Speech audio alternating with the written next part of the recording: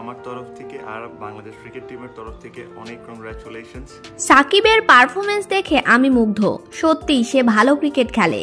Global super লিগে সাকিব আল হাসানের performance দেখে লাইভে এসে একই বললেন তামিম ইকবাল। বিস্তারিত দেখুন পুরো ভিডিওতে। দর্শক, একদিকে তরুণ ক্রিকেটারদের নিয়ে বাংলাদেশ জাতীয় দল ব্যাটে বলে ধুঁকছে, অন্যদিকে 38 বছর বয়সেও ব্যাটে বলে আলো ছড়াচ্ছেন জাতীয় দলে উপেক্ষিত তারকা সাকিব আল হাসান।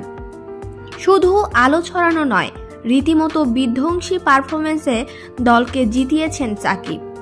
প্রভিডেন্সে গ্লোবাল সুপার লিগের উদ্বোধনী ম্যাচে সাকিবের দল দুবাই ক্যাপিটালস 22 রানে হারিয়েছে সেন্ট্রাল ডিস্ট্রিক্টকে।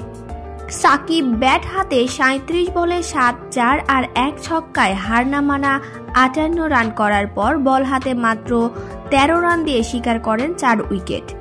এদিকে সাকিবের এমন পারফরমেন্স দেখে লাইভে এসে তামিম ইকবাল বললেন, সত্যি বলতে কি সাকিবের পারফরমেন্স দেখে আমি চমকে গেছি। সে এখনও প্রমাণ করে দিচ্ছে কেন তাকে বাংলাদেশের সেরা বলা হয়। ওর বোলিং, ব্যাটিং, ওর মাঠে উপস্থিতি সবকিছুতেই এক্সট্রা অর্ডিনারি।